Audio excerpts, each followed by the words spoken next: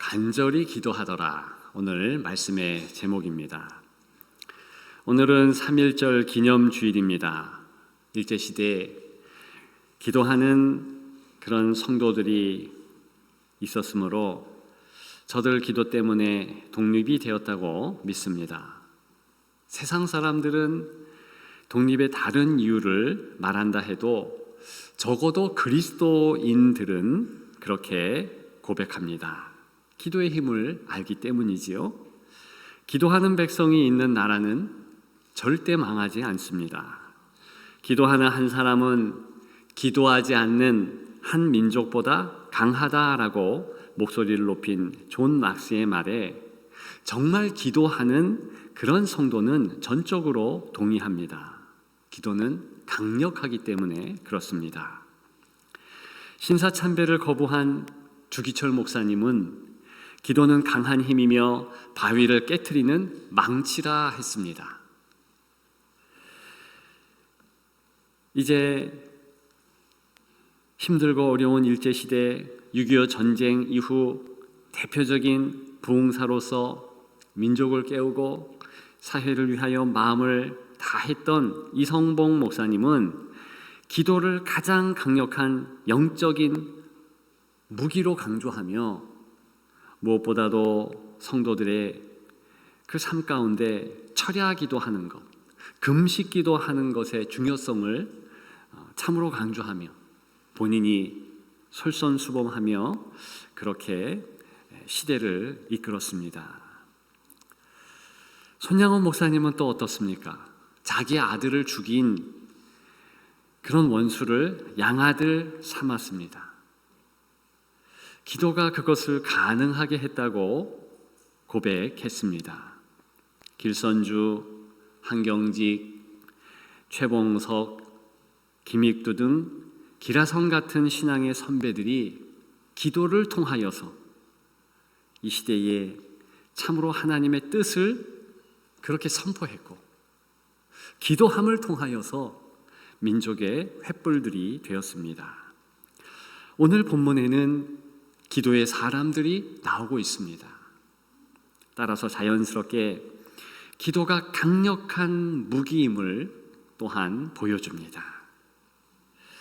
우리가 5절 한 절을 읽었지만 뒤에 내용들이 쭉 나옵니다. 기도했더니 감옥에 갇힌 베드로가 풀려 나왔더라는 것이지요.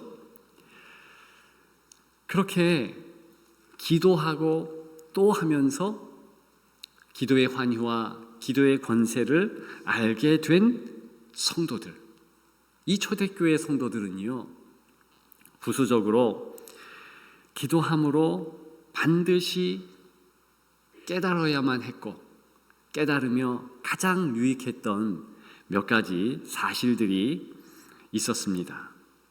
저는 그 사실들이 기도와 더불어서 무척 중요하다고 확신합니다.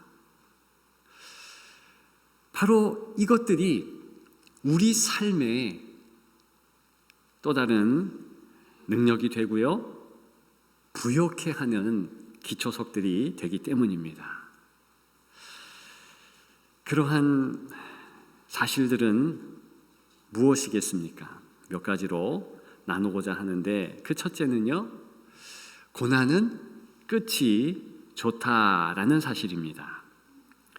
오늘 본문에 성도들이 고난 가운데 있는 한 성도를 위해서 기도하고 있다라는 것을 알 수 있습니다. 사도 베드로, 그도 사도임이 분명하지만 다른 성도들과 마찬가지로 고난 가운데 속절없이 무너질 수밖에 없는 연약한 성도였습니다. 베드로는 한마디로 고난에 취약한 사람이라고 말씀드릴 수 있습니다. 복음서에 보게 되면 베드로는 끝까지 주님을 따라가긴 했습니다. 호언장담을 했던 터였죠. 그런데 멀찍이 주님 십자가 지시기 위해서 골고다를 향하실 바로 그때에 그렇게 따랐습니다.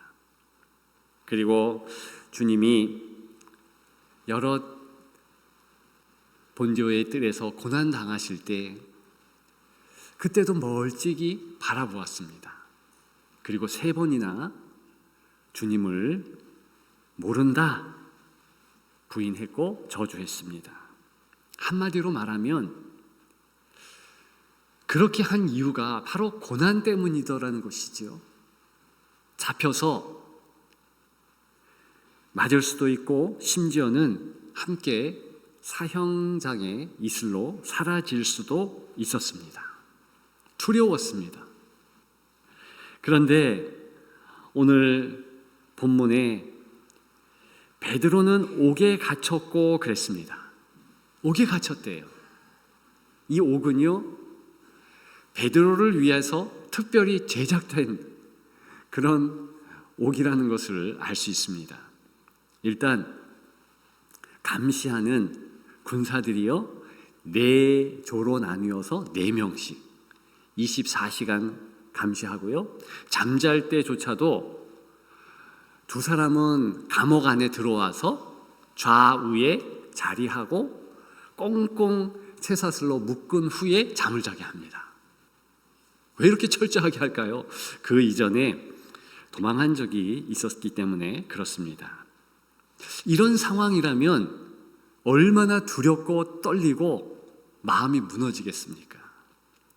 복음서에 보였던 베드로라면 너무 힘들고 어려워서 잠을 청할 수 없었을 것입니다. 그런데 연속되는 6절에 보게 되면 헤롯이 잡아내려고 하는 그 전날 밤에 베드로가 2 군인 틈에서 2 쇠사슬에 모여 누워 자는데 그랬습니다. 이때 누워 잔다는 원문의 표현을 한 번 더 제가 각색해서 좀 더 설명드리면 코를 골고 잔다, 안방처럼 잔다, 너무 편하게 그렇게 잠이 들었다는 것입니다. 걱정이 아예 없다는 그런 의미를 담고 있습니다. 왜 이렇게 할 수 있을까요? 왜 이렇게 되었을까요? 다른 원인을 들 수 있겠습니다. 성령의 충만함 때문에, 혹은 육신적으로 너무 피곤해서, 혹은 밥을 너무 많이 먹었기 때문에, 여러 원인들을 말할 수 있겠지만 적어도 오늘 본문에 의거하면 이 5절과 6절은 상관관계로 묶여져 있습니다. 원인과 결과이거든요. 따라서 성도들이 베드로를 위하여 간절히 하나님께 기도했기에 그는 누워 잘 수 있었다는 겁니다. 이것이 기도의 능력이고 기도의 파워, 성도에게 힘주는 기도의 본 모습이라는 것을 인정하면서 오늘 살펴야 할 한 가지 사실, 고난은 끝이 좋다, 고난은 승리케 한다, 이런 부분을 잠시 한 번 더 생각해 보면 좋겠습니다. 지금 갇힌 것이 고난으로 여길 수 있고요, 그리고 이렇게 편하게 자는 것 자체가 그 고난의 끝이라고 말씀드릴 수 있습니다. 물론 그 이후에도 고난의 여러 범주 형태 이런 것이 없지 않지만 베드로는 이후부터 어떤 고난이 되었든 평강을 잃지 않습니다. 샬롬으로 살아냅니다. 다시 얘기해서 오늘 본문은 봐라, 성도에게 있어서 고난의 끝은 평강이다, 고난의 끝은 좋다, 이것을 결론적으로 가르쳐주고 있다는 것입니다.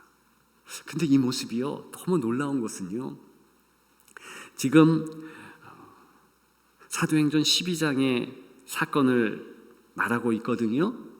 예루살렘에서 벌어진 그런 사건 아닙니까? 그런데 바로 이때에 누가 예루살렘 교회에 참여하고 있었는가? 바로 안디옥 교회에서 파송한 이제 사도 바울입니다.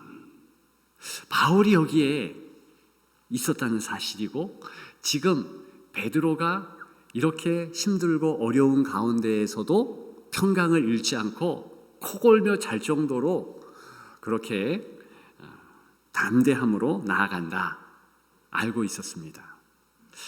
그리고 그런 평강이 그대로 사도 바울에게 전가됩니다.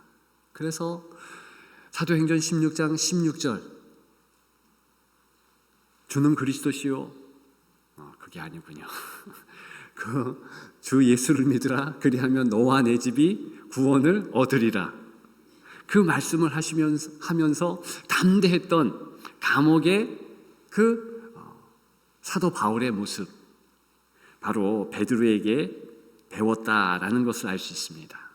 배웠다라는 것보다도 성령을 통해서 전가되었고 미리 알았다는 겁니다. 고난의 끝자락은 평강이다. 고난은 끝이 좋다. 이것을 잘 알고 있었다는 것입니다. 어떻습니까? 베드로에게만 고난의 끝이 평강이고 사도 바울에게만 그렇습니까?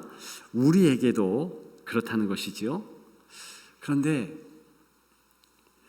정말 성도에게 있어서 고난은 감당하기 힘든 것이 사실입니다. 사실 성도는 고난에 민감하고요, 고난에 참으로 취약합니다. 우리가 사도 바울이나 베드로처럼 감옥에 갇힐 그런 위험은 없지만 여러 유형의 고난들이 있지요. 얼마 전에 병원에서 중환병의 진단을 받은 한 목사님의 고백을 들었습니다. 처음에는 진짠가? 반신반의했지만 진짜라는 그 진단을 받고 하루 지나지 않아서 절망했답니다. 병 자체보다도 자신이 왜 병에 걸렸는지 괴로웠다는 겁니다. 이해되시죠?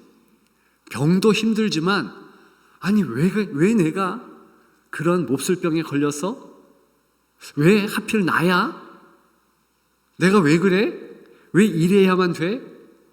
이 사실 때문에 먼저 마음이 무너진다는 것입니다. 의사 선생님들에 의하면 불치병 진단은요, 오히려 그리스도인들이 처음에 더 못 받아들인다라는 것이지요. 동일한 맥락 아닙니까? 왜 나냐? 이상하게 우리 성도들이요, 고난이 삶 가운데 없어야 한다는 묘한 확신에 사로잡혀 살고 있다는 것입니다. 그런 심리를 이용해서 어떤 이단은요, 하나님을 믿으면 죽지도 않고 아프지도 않고 고난도 없다, 이렇게 말하면서 성도들을 꿰입니다. 유혹하고요, 호도해요. 근데 실제로 그 교주는 몰래 병원에 가고요, 사실 오늘 내일 합니다. 아쉽게도 무엇보다 한국의 성도들이 이상하게도 고난이 없어야 된다고 생각한다는 것입니다. 근데 실제로는요, 성경에 보면 하나님께서 하나님의 자녀라 할지라도 고난을 허락하셔요. 그 고난을 통해서 성장한다는 것입니다. 하나님의 자녀이면서 고난을 겪지 않은 사람은 아무도 없습니다. 풀무불이 없었다면, 사자굴이 없었다면 다니엘서도 있지 않았을 것입니다. 엄청난 시련이 없었다면 다윗도 없는 것이고요, 시편도 없었을 것입니다. 고난이 없었다면 성경의 위인들은 아무도 없었을 것이고, 바로 이 땅에 고난이 있지 않는다면 성경도 없었을 것입니다. 고난은 하나님께서 어찌 보면 어느 때는 우리를 위하여 허락하실 수 있다는 것입니다. 적어도 오늘 본문을 대하는 저와 여러분들은 고난을 고난이라 여기지 마십시다. 고난을 실패다, 절망이다, 이제 끝이다, 그런 식으로 말하지 마십시다. 고난을 축복이라 하면 어떨까요? 물론 그렇게 부르는 것이 부담스러우면 고난은 보이지 않는 저 뒤에, 커튼 뒤에 좋은 것이 있다, 이 정도는 반드시 여겨야 됩니다. 금요일 성령 집회 때 같이 나누었던 로마서 8장 18절, 제 인생의 성구인데요. 생각컨대 현재의 고난은 나타날 영광과 좋게 비교할 수 없도다. 요즘 번역은 비교할 수 없도다. 약간 싱겁지만 전혀 비교할 수 없도다. 그 뜻은요, 그 의미는요, 고난의 시작은 힘들고 어렵지만 그 끝은 엄청난 영광, 즉 참으로 하나님이 배려하고 하나님이 작정해 주신 그러한 좋은 것이 온다는 것입니다. 그래서 고난은 성도에게 있어서는 무조건 끝이 좋습니다. 아까 우리가 찬양을 하면서 베드로가 물 위를 걸을 때 몇 발자국 가다가 빠졌습니다. 그것도 고난의 좋은 심상이죠. 고난의 이미지죠. 그렇게 빠져들면서 주님의 이름을 외칩니다. 주님을 향하여 도와주소서 합니다. 함께 있었던 주님이 손을 내미시잖아요. 붙잡으시잖아요. 꺼내주시잖아요. 함께 배 위로 오르십니다. 바로 이것이 고난의 정확한 그림입니다. 나 혼자 힘들고 나 혼자 파도 가운데서 아비규환 외치는 것이 아니라 그곳에 주님이 계셔요. 임마누엘로 함께 하십니다. 따라서 우리 주님이 함께 하신다, 이 확신만 들면 성도는 괜찮습니다. 승리할 수 있습니다. 이길 수 있습니다. 오늘 본문을 통하여서 고난은 끝이 좋다, 바로 함께 동행하는 예수 그리스도 때문에 그럴 수밖에 없다, 뜻이 있고 이유가 있고 그렇기 때문에 고난을 허락하셨다, 마음에 새기는 여러분들 되시기를 주님의 이름으로 축복합니다. 두 번째 사실이 있지요. 참으로 유익한 사실, 생각지 못한 기도 결과에 당황할 수 있다라는 사실이지요. 베드로가 풀려난 것은 성도들이 기도하고 기대한 것이 아니었습니다. 분명히 5절에 보니까 베드로를 위해서 기도했다 했습니다. 그런데 본문의 정황을 잘 살펴보면 성도들은 베드로를 위해서, 풀려나기 위해서 그렇게 기도한 것이 아니라 다른 목적을 위해서, 다른 모습으로 기도했다는 것을 알 수 있습니다. 즉, 복음을 담대히 증거하다가 영광스럽게 순교하도록 기도했다는 것을 알 수 있습니다. 조금 잔인하게 기도하는 것 같지만 그것이 일반적인 초대교회 성도들의 공동 기도의 초점입니다.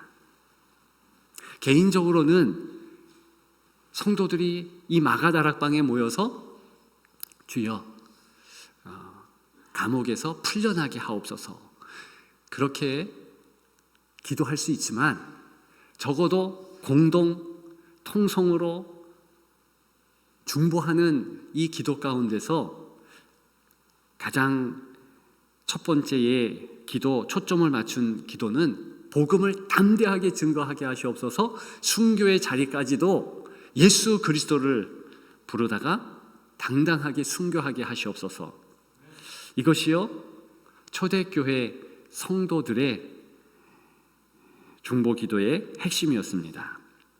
4장이나 5장 이런 곳에 보면 어떻게 기도했다라는 것을 잘 알 수 있는데요, 힘들고 어려울 때 그저 잘 피하게 해 주시옵소서, 도망가게 해 주옵소서, 어려움이 없도록 해 주옵소서, 그렇게 기도한 것이 아니라 특별히 사도행전 4장 27절부터 31절에 보게 되면 담대히 두려워하지 않고 하나님의 말씀을 전하게 하옵소서. 그랬더니 성령께서 역사하셔서 31절에 성령이 충만해서 담대히 하나님의 말씀을 전했더라 그랬습니다. 그런 초대교회의 성도들입니다. 포커스를 저 감옥에 갇힌 베드로라 할지라도 힘들고 어렵지만 담대하게 끝까지 복음을 증거케 하옵소서, 핍박 가운데 승리케 하시고 순교할지라도 아름답게 당당하게 주님을 위한 순교의 피를 뿌리게 하소서, 그렇게 기도했다는 것입니다. 그랬기 때문에 12장 1절과 2절을 보게 되면 이미 헤롯 아그리파 왕이 그 악독한 유대인들을 기쁘게 하려는 마음으로 야고보, 사도 요한의 형제인 야고보를 참수형으로 죽입니다. 그런데 성도들이 볼 때 그 모습을 아름답고 따라야 할 모습으로 여겼다는 것입니다. 놀라운 것은 오늘 본문의 베드로조차도 그렇게 하기를 소망했고, 사실 그가 이렇게 감옥에서 끝난다 할지라도 할렐루야, 아멘입니다, 감사합니다, 기쁩니다, 여길 정도가 되었다는 것입니다. 실제로 이제 예수님의 12제자 가룟 유다를 제외한 모든 제자는요, 첫 번째로 순교한 야고보를 위시해서 다 그렇게 순교자가 됩니다. 그리고 초대교회 성도들은 그들처럼 순교하기를 원하게 됩니다. 그리고 누구라 할지라도 제자들이 순교한다, 이것은 확실한 기정사실로 알고 있었다는 것입니다. 그렇다면 오늘 이제 사도행전 12장 15절 16절에 오해를 안 했으면 좋겠습니다. 어떤 내용이 나오냐 하면 쭉 6절, 7절, 8절 읽어보면은요, 어떻게 됩니까? 주의 천사가 묶여있는 베드로에게 나타납니다. 그리고 말하지요. 일어나라, 신발 신어라. 비몽사몽간에 일어나서 신발 신고 쫓아와라. 쫓아갑니다. 정신 차리고 보니 감옥 바깥에 있는 거예요. 어찌된 일인지, 시간이 정지되었는지, 어떤 상황인지 아무도 알지 못합니다. 그래서 얼떨결에 나왔다가 보니 감옥 바깥. 그래서 어디로 쫓아가겠습니까? 기도하고 있는 성도들의 모임처소 마가 다락방으로 쫓아갑니다. 두드립니다. 내가 왔다, 베드로다.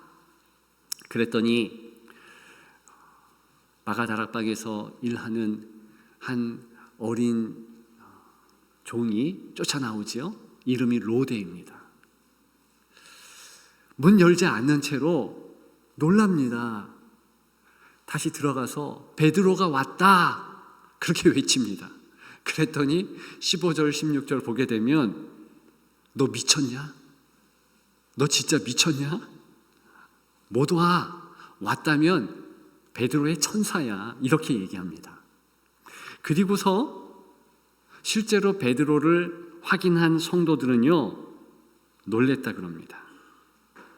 이때 놀란 것은 그냥 놀란 게 아니라 너무 놀랬다는 거예요. 그래서 혹자는 그런 해석을 합니다. 기도는 했지만 믿음이 없다. 즉 감옥에서 벗어나기를 위해서 기도했지만 믿음이 없어서 그렇게 이제 놀라는 것이다. 물론 그렇게 해석한 것도 뭐 완전히 틀렸다 그렇게 말할 수 없습니다. 분명히 어떤 그렇게 해석하는 데에 대한 이유도 있습니다. 누군가는 그렇게 개인적으로 기도했을 수도 있기 때문이죠. 그런데 적어도 전체가, 그리고 오늘 포커스에 의거하면 그들이 그런 식으로 기도를 못했는데, 안 했는데 하나님께서 그렇게 역사하신 것에 대하여 놀란 것입니다. 기대하지 않았고 기도하지 않았던 기도 결과에 당황했다라는 정황을 가르쳐주고 있는 것입니다. 그만큼 성도는요 기도를 A로 했는데, 그리고 그 A에 대한 응답이 당연히 B라는 기대를 했는데, B라는 그런 기도 응답이 있지 않으면 C라든가 D라든가 그렇게 나오면 당황한다는 겁니다. 놀란다는 거예요. 근데 오늘 본문은 감사하게도 좋은 결과 아닙니까? 하나님께서 베드로도 기대 못했고 기도하는 성도들도 기대 못했던 방향으로 역사하셔서 이렇게 얼굴과 얼굴을 마주할 수 있도록, 대면할 수 있도록 해주셨습니다. 놀라운 감사의 제목 아닙니까? 그래서 너무 기쁘고 너무 흥겨운 시간을 갖게 됩니다. 물론 곧바로 이 베드로는 다른 곳으로 떠나게 되지요. 여하간 기분 좋은 결과이지만 반대로 저와 여러분들의 경우 언제 우리가 기도 결과에 당황합니까? 생각지 못한 부정적인 결과가 있을 때, 저는요 그 예를 빼곡히 적어 가져왔습니다. 시간 때문에 한 가지만 말씀을 드리면, 제가 군대 가는 데에 기도 많이 했고 기대하는 군대가 있었습니다. 근데 결과적으로 기대대로 응답받지 못하고 다른 군대로 가게 되었습니다. 근데 지금 생각해 보니 제가 기대했지 않았던 그런 군대지에 간 것이 은혜였습니다. 저는 당당히 여러분들에게 말씀드릴 수 있어요. 그렇게 하나님의 인도하심으로 간 그 군대에서 참 많은 신앙 체험을 경험했고 살아계신 하나님의 역사를 많이 체험했습니다. 다시 말씀드리면 오히려 제가 원했던 군대에 가지 않은 것이 다행이더라는 것이지요. 너무 많은 예가 저의 삶 가운데 있습니다. 여러분들도 그렇지 않습니까? 나중에 지나고 보니까 하나님께서 다른 쪽으로 기도 응답하신 것이 감사이구나.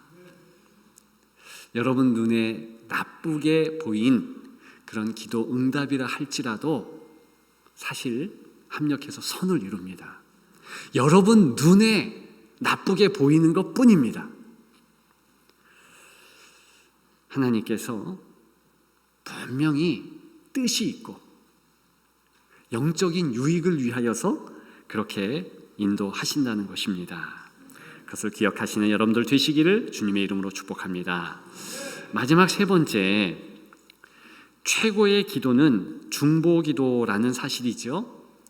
오늘 본문 보게 되면 성도들이 지금 모여서 간절하게 기도합니다.